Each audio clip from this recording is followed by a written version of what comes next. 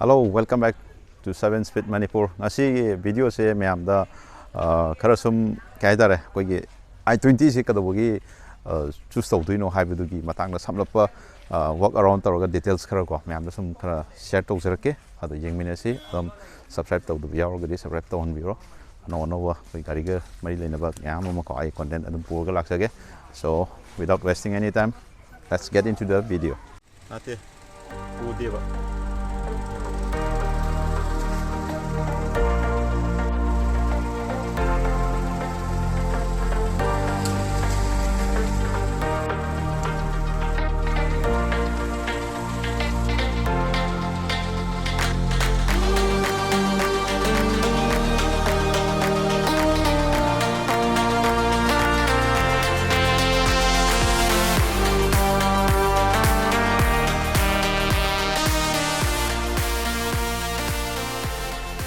Hariba gari sigi magi price price akoi gi X showroom da akoi gi 6.79 dagi horaga akoi gi 11.17 fawda magi range se lego X showroom dani ko do state ki matung ina price si magi keno se price on road price khadi khenara kani ko loin ma ado end line dadi amuk ma se price amuk helego asi i20 sigi akoi third generation duni ko third generation je masi kamai to ge habdo habet samlapa myam da dum hajarake masi gi akoi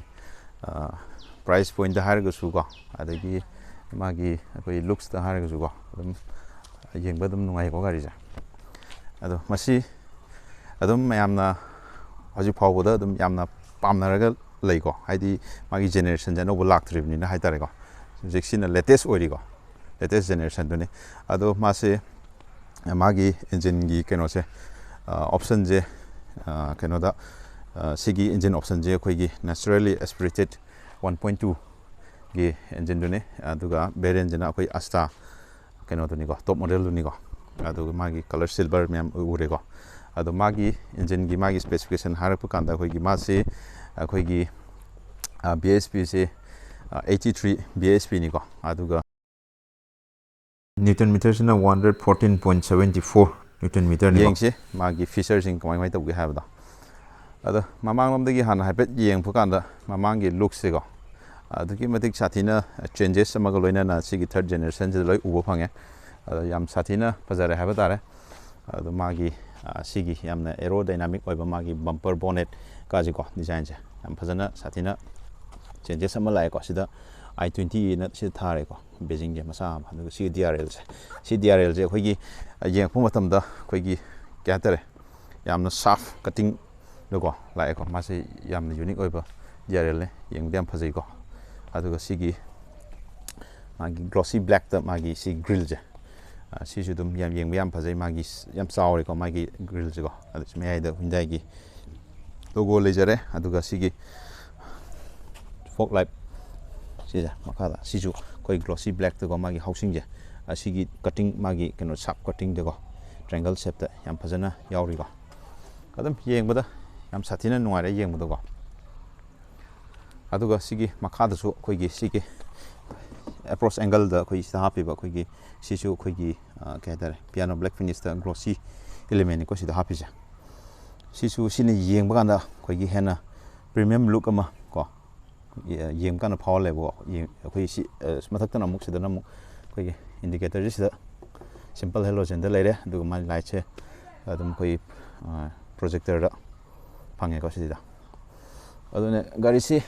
khoi gi Hyundai si mayamna pamnari si ma gi khoi gi special oiba khoi quality maintain toba aduga good look amako loina adum yama matam da presence to ko aduna ne mayamna khoi gi Hyundai se koi da pamnari se taseng na haragade ado koi gi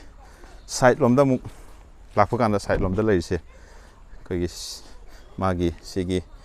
spoke ko diamond cut lai ko ado magi tire gi size se koi si Seat company gi tire ni ko ado tire gi size se 195 by 55 r 16 inch lai ko adum yai haibitare ko tire se adi alloy se dum sporty oi ko yeng bada premium oi ba here le fazal le kari siam ꯑꯗꯨꯒ ꯃꯁꯤꯒꯤ ꯑꯩꯈꯣꯏꯒꯤ ground ꯀ꯭ꯂꯤꯌꯔꯦꯟꯁꯁꯦ ꯑꯩꯈꯣꯏ Indian road ꯀꯟꯗꯤꯁꯟꯒꯤ ꯃꯇꯨꯡ ꯏꯟꯅꯗꯤ ꯁꯤ ꯑꯗꯨꯝ decent ꯑꯣꯏꯕ ꯍꯥꯏꯕ ꯇꯥꯔꯦ 174 mm ꯒꯤ ꯆꯥꯡꯗ ꯃꯥꯏ ꯒ꯭ꯔꯥꯎꯟ ꯀ꯭ꯂꯤꯌꯔꯦꯟꯁꯁꯦ ꯑꯗꯨꯝ ꯂꯩꯕ ꯍꯥꯏꯕ ꯇꯥꯔꯦꯀꯣ ꯑꯗꯣ ꯃꯥꯒꯤ ꯏꯟꯖꯤꯟ ꯑꯣꯞꯁꯟꯁꯦ ꯑꯩꯈꯣꯏꯒꯤ 1.5 ꯗꯤꯖꯜ ꯏꯟꯖꯤꯟꯗ ꯑꯃꯒ ꯑꯗꯒꯤ ꯄꯦꯇ꯭ꯔꯣꯜꯗꯅ ꯑꯅꯤꯅꯤꯀꯣ 1.2 ꯑꯃꯅꯦ ꯑꯗꯨꯒ 1 ꯂꯤꯇꯔ ꯇꯔꯕꯣ ꯄꯦꯇ꯭ꯔꯣꯜ ꯑꯃꯅꯦꯀꯣ ꯑꯗꯣ ꯑꯣꯇꯣꯃꯦꯇꯤꯛꯁꯨ ꯂꯩ ꯃꯦꯅꯨꯋꯦꯜꯁꯨ ꯂꯩꯀꯣ ꯁꯣꯝꯗ ꯁꯥꯏꯠꯀꯤ ꯑꯩꯈꯣꯏꯒꯤ ꯁꯤꯒꯤ ꯁꯥꯏꯠ ꯑꯣꯔ ꯕꯤꯝꯁꯦ ꯁꯤꯗ ꯑꯩꯈꯣꯏꯒꯤ ꯌꯥꯝꯅ ꯄꯤꯛꯅ ꯁꯥꯏꯠ ꯏꯟꯗꯤꯀꯦꯇꯔꯁꯦꯀꯣ ꯁ꯭ꯂꯤꯛ ꯑꯣꯏꯅꯀꯣ LEDꯗꯀꯣ ꯌꯥꯎꯋꯦꯀꯣ ꯁꯤꯅ ꯌꯦꯡꯕꯗ ꯌꯥꯝꯅ ꯐꯖꯍꯜꯂꯤꯁꯦ ꯑꯗꯒꯤ ꯁꯤ ꯃꯥꯒꯤ ꯀ꯭ꯔꯣꯝ ꯂꯥꯏꯅꯤꯡꯁꯦ ꯁꯤꯁꯦ ꯁꯤ ꯌꯥꯝ ꯐꯖꯩꯀꯣ ꯁꯤꯐꯥꯎ ꯑꯗꯨꯝ ꯌꯥꯎꯔꯦꯀꯣ ꯑꯁꯤꯅ ꯇꯣꯉꯥꯟꯕ ꯀꯩꯅꯣꯅꯦ ꯑꯗꯨꯒ ꯃꯥꯒꯤ ꯁꯤꯗ ꯄꯤꯂꯔꯁꯤ ꯑꯗꯨꯝ ꯃꯁꯥꯒꯤ ꯕꯣꯗꯤ ꯀꯂꯔ ꯑꯣꯏꯔꯦ ꯁꯤꯗꯅ ꯕ꯭ꯂꯦꯛ ꯑꯣꯏꯔꯦꯀꯣ ꯁꯤꯁꯨ ꯕ꯭ꯂꯦꯛ ꯑꯣꯏꯔꯦ ꯑꯗꯨꯒ ꯃꯥꯒꯤ ꯁꯤꯒꯤ ꯒ꯭ꯂꯥꯁꯀꯤ ꯑꯦꯔꯤꯌꯥꯁꯦ ꯌꯥꯝ ꯆꯥꯎꯋꯦꯀꯣ ꯆꯥꯎꯕꯁꯤꯅ ꯃꯔꯝ ꯑꯣꯏꯔꯀꯥꯟꯗ ꯑꯩꯈꯣꯏꯗ ꯃꯅꯨꯡꯗ ꯇꯣꯡꯕ ꯀꯥꯟꯗ ꯏꯐꯨꯟ ꯐꯨꯡꯒꯠꯇꯕ ꯑꯗꯨꯒꯤ ꯑꯩꯈꯣꯏꯒꯤ ꯀꯩꯅꯣꯝꯗꯤ ꯑꯗꯨꯝ ꯂꯩ ꯀꯣ ꯑꯗꯨꯒ ꯃꯌꯥꯝ ꯑꯩꯈꯣꯏ ꯒꯥꯔꯤ ꯀꯩꯅꯣ ꯇꯧꯕ ꯀꯥꯟꯗ ꯁꯤꯒꯤ ꯗꯣꯔ ꯒ꯭ꯂꯥꯁꯁꯦ ꯑꯗꯨꯝ ꯀꯝꯄꯜꯁꯔꯤ ꯍꯥꯞꯄꯤꯌꯨꯀꯣ ꯃꯔꯝꯗꯤ ꯁꯤ ꯌꯥꯝ ꯁꯦꯐ ꯑꯣꯏꯀꯣ ꯑꯗꯨꯒ ꯗꯣꯔ ꯀ꯭ꯔꯣꯝ ꯑꯗꯨꯒ ꯁꯤꯒꯤ ꯔꯤꯀꯣꯏꯜ ꯁꯦꯟꯁꯔꯁꯦ ꯁꯣꯝꯗ ꯌꯥꯎꯔꯦꯀꯣ ꯑꯗꯨꯒ ꯃꯥꯒꯤ ꯕꯣꯗꯤꯒꯤ ꯑꯩꯈꯣꯏꯒꯤ ꯀꯞ ꯂꯥꯏꯅꯤꯡꯁꯦ ꯁꯤꯒꯤ ꯀꯞ ꯂꯥꯏꯅꯤꯡꯁꯦ ꯌꯥꯝꯅ ꯐꯖꯕ ꯍꯥꯏꯕ ꯇꯥꯔꯦ ꯁꯤꯅ ꯑꯩꯈꯣꯏ ꯒꯥꯔꯤꯁꯤꯒꯤ ꯌꯦꯡꯕꯗ ꯑꯩꯈꯣꯏ ꯁꯥꯐ ꯂꯨꯛ ꯑꯃ ꯑꯩꯈꯣꯏꯗ ꯐꯤꯜ ꯇꯧꯍꯟꯕ ꯍꯥꯏ ꯇꯥꯔꯦ ꯑꯗꯨꯒ ꯕꯦꯛ ꯁꯥꯏꯗꯠꯇꯔꯣꯝꯗ ꯂꯥꯛꯄ ꯀꯥꯟꯗ ꯃꯥꯏ ꯕꯦꯛ ꯁꯥꯏꯗꯁꯦ ꯑꯩꯈꯣꯏꯒꯤ ꯃꯥꯒꯤ ꯁꯤ ꯀꯩꯅꯣꯁꯦ ꯇꯦꯜ ꯂꯦꯝꯁꯦ ꯀꯅꯥꯒꯨꯝꯕ ꯈꯔꯗꯤ ꯑꯩꯈꯣꯏꯒꯤ ꯁꯤ ꯐꯖꯩ ꯐꯖꯗꯦꯀꯣ ꯁꯤꯗꯤ ꯃꯤꯒꯤ ꯑꯣꯞꯁꯟ ꯃꯤꯒꯤ ꯑꯄꯥꯝ ꯄꯥꯝꯗꯕꯒꯤ ꯃꯇꯨꯡ ꯏꯟꯅ ꯑꯗꯨꯒꯤ ꯃꯇꯨꯡ ꯏꯟꯅꯀꯣ ꯁꯤꯗꯤ ꯑꯗꯨꯝ ꯈꯔ ꯑꯗꯨꯝ ꯈꯦꯠꯅꯔꯦꯀꯣ ꯑꯗꯣ ꯌꯦꯡꯕꯗ ꯌꯥꯝ ꯐꯖꯩ ꯁꯤꯒꯤ ꯀ꯭ꯔꯣꯝ ꯇ꯭ꯔꯤꯠꯃꯦꯟ ꯀꯣ ꯁꯥꯡꯅꯀꯣ ꯑꯗꯣ ꯁꯤꯅꯤ ꯃꯥꯏ ꯂꯨꯛꯁꯦ ꯃꯅꯤꯡꯒꯤ ꯃꯌꯥꯏꯗ ꯁꯦꯟꯇꯔꯗ ꯃꯥꯒꯤ ꯀꯩꯅꯣ ꯂꯩꯖꯔꯦ ꯑꯗꯨꯒ ꯔꯤꯌꯔ ꯋꯥꯏꯄꯔ ꯌꯥꯎꯖꯔꯦ ꯑꯗꯨꯒ ꯗꯤꯐꯣꯀꯔ ꯌꯥꯎꯔꯦ ꯑꯗꯩ ꯍꯥꯏ ꯃꯥꯎꯟꯇꯦꯟ ꯁ꯭ꯇꯣꯞ ꯂꯦꯝ ꯌꯥꯎꯔꯦ ꯑꯗꯩ ꯁꯥꯔꯛ ꯐꯤꯟ ꯑꯦꯟꯇꯦꯅꯥ ꯁꯤ ꯂꯩꯔꯦꯀꯣ ꯑꯗꯨꯒ ꯁꯤꯒꯤ ꯃꯥꯒꯤ ꯀꯩꯅꯣꯁꯦ ꯁꯤ ꯁ꯭ꯄꯣꯔꯇꯤ ꯑꯣꯏꯕ ꯍꯥꯏꯇꯥꯔꯦ ꯁꯤ ꯕ꯭ꯂꯦꯛ ꯀꯩ ꯍꯥꯏꯇꯥꯔꯦ ꯑꯩꯈꯣꯏ ꯇꯥꯇꯥ ꯑꯜꯇ꯭ꯔꯣꯁꯇꯁꯨ ꯌꯥꯎꯕꯗꯣ ꯃꯅꯤꯡꯒꯤ ꯁꯤꯒꯤ ꯒ꯭ꯂꯣꯁꯤ ꯕ꯭ꯂꯦꯛ ꯁꯤꯒꯤꯁꯦ ꯐꯖꯩꯀꯣ ꯌꯦꯡꯕꯗ ꯑꯗꯨꯒ ꯃꯥꯒꯤ ꯃꯣꯗꯦꯜꯁꯤ ꯂꯩꯖꯔꯦ ꯑꯗꯨꯒ ꯁꯦꯟꯁꯔꯁꯤꯗ ꯑꯃ ꯂꯩꯔꯦ ꯁꯤꯗ ꯑꯃ ꯂꯩꯔꯦ ꯁꯦꯟꯁꯔꯗꯤ ꯑꯅꯤ ꯈꯛꯇꯪ ꯌꯥꯎꯔꯦꯀꯣ ꯑꯗꯨꯒ ꯃꯅꯤꯡꯗ ꯁꯤꯗ ꯕꯦꯛ ꯀꯦꯃꯦꯔꯥ ꯁꯤ ꯂꯩꯔꯦꯀꯣ ꯑꯗꯨꯒ ꯁꯤꯁꯨ ꯌꯦꯡꯕꯗ ꯌꯥꯝꯅ ꯁ꯭ꯄꯣꯔꯇꯤ ꯑꯣꯏꯀꯣ ꯁꯤ ꯒ꯭ꯂꯣꯁꯤꯒꯤ ꯃꯥꯒꯤ ꯁꯤꯒꯤ ꯀꯩꯅꯣꯗ ꯗꯤꯄꯥꯔꯆꯔ ꯑꯦꯡꯒꯜꯗ ꯁꯤꯗꯩꯗ ꯌꯥꯎꯔꯤꯕ ꯃꯥꯏ ꯕꯝꯄꯔꯒꯤꯁꯤꯗ ꯃꯈꯥꯁꯤꯗ ꯌꯥꯎꯔꯤꯁꯦ ꯁꯤ ꯌꯥꯝ ꯐꯖꯕ ꯍꯦꯜꯂꯦ ꯍꯥꯏꯇꯥꯔꯦ ꯑꯗꯨ ꯑꯣꯏꯇꯥꯔꯗꯤ ꯃꯅꯨꯡꯗ ꯍꯥꯏꯐꯦꯠ ꯑꯃꯨꯛ ꯆꯪꯉꯒ ꯌꯦꯡꯃꯤꯟꯅꯁꯤ ꯃꯥꯒꯤ ꯆꯪꯗ꯭ꯔꯤꯉꯩꯁꯤꯗ ꯃꯥꯒꯤ ꯕꯨꯠ ꯁ꯭ꯄꯦꯁ ꯑꯃꯨꯛꯇꯪ ꯌꯦꯡꯃꯤꯟꯅꯁꯤ ꯕꯨꯠ ꯁ꯭ꯄꯦꯁ ꯑꯗꯨꯝ ꯆꯥꯎꯋꯦꯀꯣ ꯆꯥꯎꯋꯦ ꯍꯥꯏꯗꯤ 311 ꯂꯤꯇꯔꯒꯤ ꯕꯨꯠ ꯁ꯭ꯄꯦꯁꯅꯤ ꯐꯪꯉꯤꯁꯤꯀꯣ ꯑꯗꯨꯒ ꯁꯤ ꯍꯥꯏꯐꯦꯠ ꯌꯦꯡꯁꯤꯀꯣ ꯁꯤ ꯇꯥꯌꯔꯁꯤ ꯂꯩꯖꯔꯦ ꯃꯥꯁꯨ ꯁꯤ ꯁꯤꯝꯄꯜ 15 ꯏꯟꯆꯇ ꯌꯥꯎꯋꯦꯀꯣ ꯑꯗꯣ ꯁꯤꯅ ꯑꯗꯨ ꯁꯤꯗ LED ꯂꯥꯏꯠ ꯑꯃ ꯌꯥꯎꯔꯦ ꯁꯤ ꯕꯨꯠꯀꯤꯀꯣ ꯁꯤꯅ ꯍꯨꯛ ꯀꯣ ꯑꯗꯩ ꯁ꯭ꯄꯤꯀꯔ ꯑꯗꯣ ꯁꯤꯒꯤ ꯒꯥꯔꯤꯁꯤꯒꯤ ꯌꯥꯝꯅ ꯅꯨꯡꯉꯥꯏꯕꯁꯦ ꯁ꯭ꯄꯤꯀꯔꯁꯤꯀꯣ ꯁ꯭ꯄꯤꯀꯔꯁꯤ ꯌꯥꯝ ꯅꯨꯡꯉꯥꯏ ꯑꯗꯨꯒ ꯃꯅꯤꯡꯒꯤ ꯁꯤꯠꯁꯤꯃꯗꯤ ꯑꯩꯈꯣꯏ 60-40 ꯁ꯭ꯄ꯭ꯂꯤꯠꯇꯨꯃꯗꯤ ꯁꯤꯗꯗꯤ ꯌꯥꯎꯗ꯭ꯔꯦꯀꯣ ꯑꯗꯣ ꯁꯤ ꯒ꯭ꯔꯦꯞ ꯍꯦꯟꯗꯜꯁꯤꯗꯤ ꯀꯩꯅꯣ ꯑꯣꯀꯦ ꯅꯥꯎ ꯀ꯭ꯂꯣꯁ ꯗ ꯕꯨꯠꯁ ꯑꯗꯣ ꯃꯅꯨꯡꯗ ꯑꯃꯨꯛ ꯆꯪꯉꯁꯤ ꯍꯧꯖꯤꯛ ꯃꯅꯨꯡꯗ ꯑꯃꯨꯛ ꯆꯪꯉ ꯌꯦꯡꯉꯁꯤ ꯆꯪꯗ꯭ꯔꯤꯉꯩꯗ ꯃꯥꯏ ꯁꯣꯗꯣ ꯑꯃꯨꯛꯇꯪ ꯎꯠꯂꯝꯒꯦ ꯁꯣꯁꯦ ꯁꯨꯃꯥꯏꯅ ꯇꯧꯋꯤꯀꯣ ꯃꯥꯏ ꯕꯇꯟꯁꯤꯡꯁꯦ ꯁꯤ ꯂꯣꯛ ꯑꯟꯂꯣꯛ ꯀꯣ ꯑꯗꯩ ꯕꯨꯠꯀꯤ ꯑꯦꯛꯁꯦꯁ ꯇꯧꯕꯒꯤ ꯁꯤꯗ ꯑꯃ ꯌꯥꯎꯔꯦꯀꯣ ꯕꯇꯟ 4 ꯄꯥꯜꯂꯦꯀꯣ ꯑꯗꯒꯤ ꯍꯣꯜ ꯇꯧꯕꯒꯤꯀꯣ ꯑꯗꯣ ꯁꯤꯅꯤ ꯑꯗꯣ ꯆꯪꯉꯒ ꯑꯃꯨꯛ ꯌꯦꯡꯁꯤꯀꯣ ꯑꯗꯣ ꯁꯤꯗ ꯃꯥꯏ ꯊꯣꯡꯁꯤꯗ ꯀꯩꯀꯩ ꯌꯥꯎꯒꯦ ꯀꯩꯅꯣ ꯁꯣꯐ ꯇꯁ ꯃꯦꯇꯔꯤꯌꯦꯜꯁꯦ ꯁꯤꯗꯩꯗꯗꯤ ꯑꯗꯨꯗꯤ ꯀꯩꯅꯣ ꯇꯧꯗ꯭ꯔꯦ ꯁꯤꯝꯄꯜ ꯍꯥꯔꯠ ꯄ꯭ꯂꯥꯁꯇꯤꯛ ꯂꯣꯏꯅꯃꯛ ꯀꯩꯅꯣ ꯇꯧꯔꯦꯀꯣ ꯑꯗꯨꯒ ꯁꯤꯗ ꯁꯤꯜꯚꯔꯅ ꯐꯤꯅꯤꯁ ꯇꯧꯔꯒ ꯌꯥꯝꯅ ꯑꯩꯈꯣꯏꯒꯤ ꯐꯖꯍꯟꯕ ꯍꯥꯏꯕ ꯇꯥꯔꯦ ꯑꯗꯨꯒ ꯁꯤꯗ ꯑꯩꯈꯣꯏꯒꯤ ꯏꯝꯕꯤꯌꯝ ꯂꯥꯏꯠ ꯍꯥꯏꯅ ꯑꯩꯈꯣꯏꯒꯤ ꯑꯃ ꯌꯥꯎꯔꯤꯁꯦ ꯈꯤꯇꯪ ꯕ꯭ꯂꯨꯏꯁ ꯀꯂꯔ ꯆꯪꯉꯤꯁꯦ ꯀꯣ ꯁꯤꯁꯦ ꯁꯤ ꯌꯦꯡꯕꯗ ꯌꯥꯝꯅ ꯀꯨꯜ ꯑꯣꯏꯔꯒ ꯌꯥꯝ ꯐꯖꯍꯜꯂꯤꯀꯣ ꯑꯗꯨꯒ ꯁꯤ ꯁ꯭ꯄꯤꯀꯔꯁꯤ ꯌꯥꯎꯔꯤꯀꯣ ꯁ꯭ꯄꯤꯀꯔꯁꯦ ꯕꯣꯁꯀꯤ ꯀꯩꯅꯣꯅꯤꯀꯣ ꯌꯥꯝꯅ ꯁꯥꯎꯟꯗꯤ ꯑꯗꯨꯝ ꯃꯌꯥꯝ ꯁꯤ ꯑꯗꯨꯝ ꯀꯩꯅꯣ ꯇꯧꯔꯗꯤ ꯈꯪꯕꯤꯔꯅꯤ ꯕꯣꯁꯀꯤ ꯀꯃꯥꯏꯅ ꯇꯧꯒꯦ ꯍꯥꯏꯕꯗꯣ ꯕꯣꯁꯁꯤ ꯑꯗꯨꯝ ꯌꯥꯝꯅ ꯅꯨꯡꯉꯥꯏꯀꯣ ꯁꯤꯅꯀꯣ ꯑꯗꯩ ꯁꯤꯅ ꯒ꯭ꯂꯣꯁꯤ ꯕ꯭ꯂꯦꯛ ꯑꯃ ꯌꯥꯎꯔꯦ ꯁꯤꯗ ꯊꯣꯡ ꯂꯧꯐꯝꯁꯦ ꯑꯗꯨ ꯀꯥꯗ꯭ꯔꯤꯉꯩꯗ ꯁꯤꯒꯤꯁꯦ ꯁꯤꯅ ꯍꯥꯏꯠ ꯑꯦꯗꯖꯁꯃꯦꯟ ꯇꯧꯅꯕꯅꯤꯀꯣ ꯁꯤ ꯌꯥꯎꯕ ꯌꯥꯝ ꯐꯩꯀꯣ ꯒꯥꯔꯤꯗ ꯁꯤ ꯌꯥꯎꯕꯁꯦ ꯌꯥꯝ ꯅꯨꯡꯉꯥꯏ ꯑꯩꯈꯣꯏ ꯁꯤꯇꯤꯡ ꯀꯝꯐꯔꯠꯁꯤ ꯃꯇꯨꯡ ꯏꯟꯅ ꯀꯣ ꯁꯤ ꯍꯥꯏꯠ ꯌꯥꯎꯕꯁꯤ ꯃꯇꯨꯡ ꯏꯟꯅ ꯑꯩꯈꯣꯏ ꯑꯦꯗꯖꯁ ꯇꯧꯔ ꯐꯝꯕꯗ ꯌꯥꯝ ꯅꯨꯡꯉꯥꯏꯀꯣ ꯑꯗꯨꯒ ꯀꯥꯗ꯭ꯔꯤꯉꯩꯗ ꯍꯦꯠ ꯂꯦꯚꯦꯂꯤꯡꯁꯤ ꯌꯥꯎꯔꯤꯀꯣ ꯑꯗꯒꯤ ꯀꯦꯃꯦꯔꯥꯒꯤ ꯚ꯭ꯌꯨ ꯁ꯭ꯇꯥꯔꯠ ꯁ꯭ꯇꯣꯞ ꯕꯇꯟꯁꯤ ꯌꯥꯎꯔꯤꯀꯣ ꯑꯗꯒꯤ ꯁꯤꯗ AC ꯚꯦꯟꯁꯦ ꯁꯨꯃꯥꯏꯅ ꯑꯩꯈꯣꯏꯒꯤ ꯌꯥꯝ ꯁꯥꯡꯅ ꯑꯩꯈꯣꯏꯒꯤ ꯁꯨꯃꯥꯏꯅ ꯆꯦꯜꯂꯦꯕꯀꯣ ꯁꯥꯡꯅ ꯐꯩꯅ ꯍꯣꯔꯥꯏꯖꯣꯟꯇꯦꯜ ꯑꯣꯏꯅ ꯂꯥꯏꯟ ꯁꯤꯅ ꯑꯩꯈꯣꯏ ꯌꯦꯡꯕ ꯀꯥꯟꯗ ꯒꯥꯔꯤꯁꯤꯒꯤ ꯑꯩꯈꯣꯏꯒꯤ ꯁ꯭ꯄꯦꯁꯁꯦ ꯌꯥꯝꯅ ꯑꯩꯈꯣꯏꯒꯤ ꯚꯥꯁ ꯑꯣꯏꯅ ꯂꯩꯕꯗꯧꯅ ꯇꯧꯋꯦ ꯑꯩꯈꯣꯏꯗꯤ ꯑꯦꯔꯤ ꯑꯃ ꯐꯤꯜ ꯑꯣꯏꯕꯗꯣ ꯑꯗꯨꯃꯥꯏꯅ ꯇꯧꯍꯜꯂꯦꯀꯣ ꯁꯤꯅ ꯃꯔꯝ ꯑꯣꯏꯔꯀꯥꯟꯗ ꯑꯗꯨ ꯆꯪꯉꯒ ꯌꯦꯡꯉꯁꯤ ꯀꯃꯥꯏꯅ ꯇꯧꯒꯦ ꯍꯥꯏꯕꯗꯣ ꯑꯣꯀꯦ ꯑꯗꯣ ꯃꯥꯒꯤ ꯁ꯭ꯇꯤꯌꯔꯤꯡꯁꯦ ꯑꯩꯈꯣꯏꯒꯤ ꯇꯤꯜꯇꯦꯠꯁꯨ ꯌꯥꯏ ꯑꯗꯨꯒ ꯑꯩꯈꯣꯏ ꯇꯦꯂꯦꯁꯀꯣꯄꯤꯛꯀꯤ ꯀꯩꯅꯣꯁꯨ ꯌꯥꯏꯀꯣ ꯃꯥꯒꯤ ꯀꯩꯅꯣꯁꯦ ꯑꯦꯗꯖꯁꯇꯦꯕꯜ ꯁ꯭ꯇꯤꯌꯔꯤꯡ ꯑꯗꯨꯝ ꯑꯗꯣ ꯐꯩꯀꯣ ꯁꯤꯅꯤ ꯃꯥꯒꯤ ꯁ꯭ꯇꯤꯌꯔꯤꯡꯗ ꯂꯩꯕ ꯀꯩꯅꯣꯁꯤꯡꯁꯤꯀꯣ ꯑꯗꯣ ꯁꯤꯒꯤ ꯃꯥꯒꯤ ꯀꯟꯇ꯭ꯔꯣꯜꯁꯦ ꯁꯣꯝꯒꯤ ꯏꯟꯐꯣꯇꯦꯟꯃꯦꯟꯁꯤꯡꯀꯣ ꯁꯤ ꯏꯟꯐꯣꯇꯦꯟꯃꯦꯟꯁꯦ ꯑꯩꯈꯣꯏꯒꯤ 10.2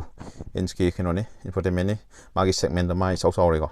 ꯑꯗꯨ ꯁꯤꯅ ꯏꯟꯁꯇ꯭ꯔꯨꯃꯦꯟ ꯀ꯭ꯂꯁꯇꯔꯅꯤꯀꯣ ꯏꯟꯁꯇ꯭ꯔꯨꯃꯦꯟ ꯀ꯭ꯂꯁꯇꯔꯁꯨ ꯑꯩ ꯎꯠꯆꯔꯛꯀꯦꯀꯣ ꯑꯗꯨ ꯎꯠꯇ꯭ꯔꯤꯉꯩꯗ ꯁꯣꯝꯗ ꯏꯌꯔꯕꯦꯛ ꯑꯅꯤꯃꯛ ꯌꯥꯎꯔꯦꯀꯣ ꯑꯗꯨꯒ ꯁꯤꯁꯤꯗ ꯀꯩꯅꯣ ꯌꯥꯎꯔꯤꯁꯦ ꯀ꯭ꯔꯨꯁ ꯀꯟꯇ꯭ꯔꯣꯜꯒꯤꯀꯣ ꯑꯗꯩ ꯁꯤꯗ ꯕꯇꯟꯁꯦ ꯑꯃꯅꯤ ꯑꯗꯩꯗ ꯑꯩꯈꯣꯏ ꯁꯤꯒꯤ ꯁꯦꯠ ꯇꯧꯅꯅꯕ ꯌꯥꯎꯔꯤꯀꯣ ꯁꯤꯒꯤꯁꯦ ꯏꯟꯁꯇ꯭ꯔꯨꯃꯦꯟꯇꯦꯜ ꯀ꯭ꯂꯁꯇꯔꯒꯤ ꯑꯗꯣ ꯁꯤ ꯇꯧꯗ꯭ꯔꯤꯉꯩꯁꯤꯗ ꯁꯣꯝꯗ ꯂꯩꯕꯁꯤꯡꯁꯦ ꯍꯥꯏꯐꯦꯠꯇꯪ ꯎꯠꯆꯔꯛꯀꯦ ꯁꯤ ꯑꯦꯁꯤ ꯚꯦꯟꯗꯅꯤꯀꯣ ꯁꯤ ꯁꯥꯡꯅ ꯂꯩꯕꯁꯦ ꯁꯤ ꯌꯦꯡꯕꯗ ꯌꯥꯝ ꯅꯨꯡꯉꯥꯏꯔꯤꯁꯦ ꯑꯗꯣ ꯁꯤꯝꯄꯜ ꯑꯩꯈꯣꯏꯒꯤ ꯗꯦꯁꯕꯣꯔꯗ ꯑꯗꯨꯝ ꯌꯥꯏꯀꯣ ꯗꯤꯁꯦꯟ ꯑꯣꯏ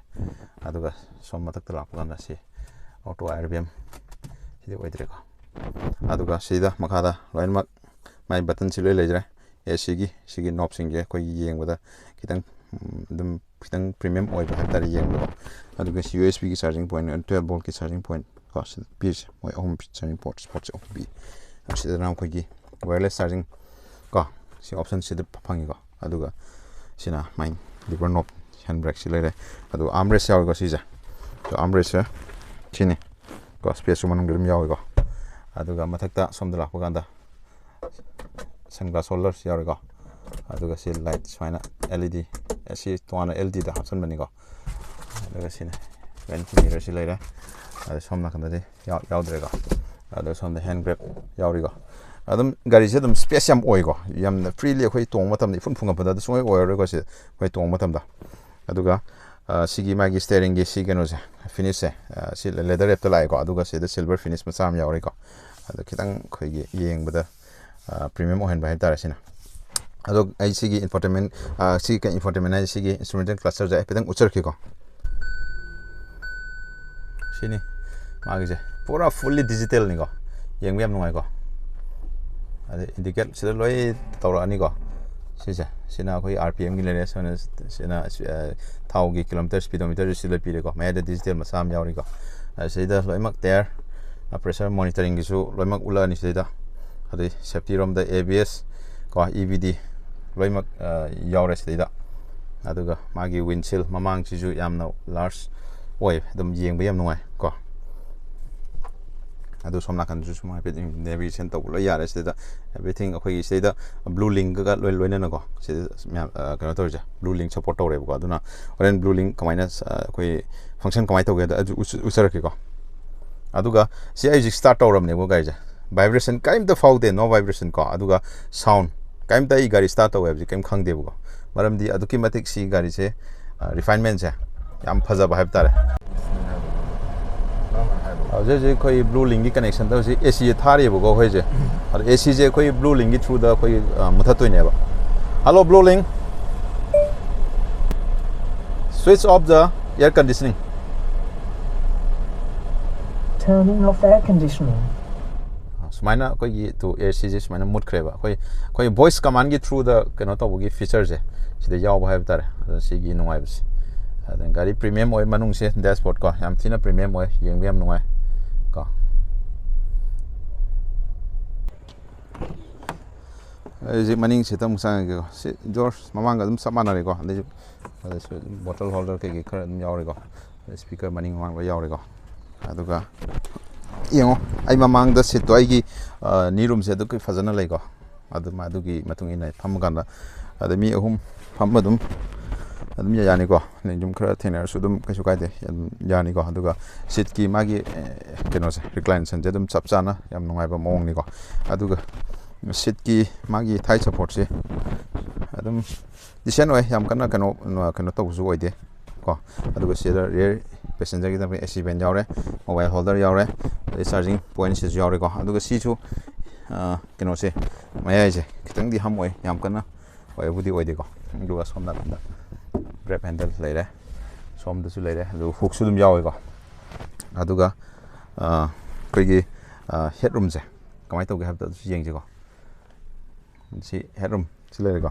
ꯍꯦꯠ ꯔꯨꯝ ꯑꯗꯨꯝ ꯌꯥꯏꯀꯣ 6 ꯐꯤꯠ 5.10ꯒꯤ ꯀꯩꯅꯣꯅꯤ ꯑꯗꯨ ꯍꯦꯠ ꯔꯨꯝꯁꯨ ꯑꯗꯨꯝ ꯌꯥꯏꯀꯣ ꯑꯗꯣ ꯑꯩ ꯃꯌꯥꯝꯗ ꯍꯥꯏꯖꯔꯛꯑꯒꯦ ꯃꯁꯤ ꯒꯥꯔꯤꯁꯤ ꯀꯩꯗꯧꯕꯩꯗꯃꯛꯇ why we are considering this hatchback car ꯀꯣ i20 ꯁꯤ ꯀꯔꯤꯒꯤꯗꯃꯛꯇ ꯑꯩꯈꯣꯏꯅ consider ꯇꯧꯗꯣꯏꯅꯣ ꯍꯥꯏꯕꯗꯣ ꯃꯔꯝꯗꯤ ꯃꯥꯁꯤ refinement ꯒꯤ ꯃꯇꯥꯡꯗ ꯍꯥꯏꯔꯒꯗꯤꯀꯣ refinement is one of the most best car in this segment ꯍꯥꯏꯕ ꯇꯥꯔꯦ ꯃꯥꯒꯤ segment ꯗ ꯈ꯭ꯋꯥꯏꯗꯒꯤ refinement ꯑꯣꯏꯕ ꯀꯥꯔꯁꯦ ꯁꯤꯅꯤ ꯍꯥꯏꯕ ꯌꯥꯏꯀꯣ ꯃꯔꯝꯗꯤ ꯃꯥꯒꯤ start ꯇꯧꯋꯦ ꯍꯥꯏꯕꯁꯤ ꯑꯩꯈꯣꯏ ꯀꯔꯤꯝ ꯈꯪꯅꯤꯀꯣ 4 cylinderꯅꯤꯀꯣ ꯃꯥꯁꯦ ꯑꯗꯣ refinement ꯒꯤꯗꯃꯛꯇ ꯌꯥꯝ ꯐꯔꯦ ꯑꯗꯨꯒ ꯑꯗꯨꯝ ꯀꯔꯤꯒꯨꯝꯕ look wise ꯒꯥꯔꯤꯒꯤ looks ꯇ ꯌꯥꯝꯅ ꯀꯩꯅꯣ ꯇꯧꯕ ꯑꯣꯏꯔꯒꯗꯤ looks ꯇ ꯌꯥꯝꯅ ꯄꯥꯝꯕ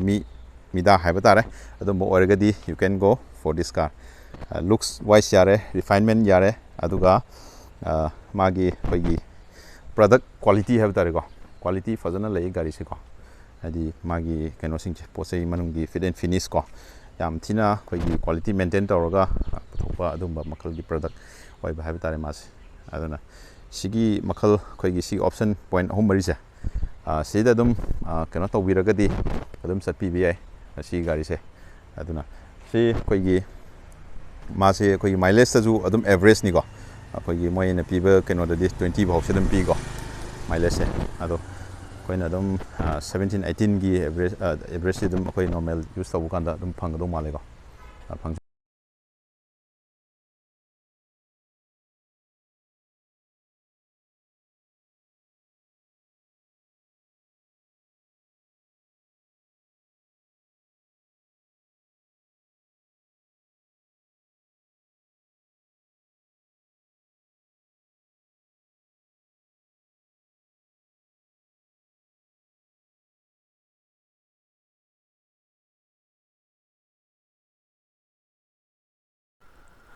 ꯍꯥꯏꯔꯤꯕ ꯃꯊꯛꯇ ꯄꯟꯖꯈꯤꯕ ꯄꯣꯏꯟ ꯈꯔꯗꯣ ꯍꯥꯏꯕꯗꯤ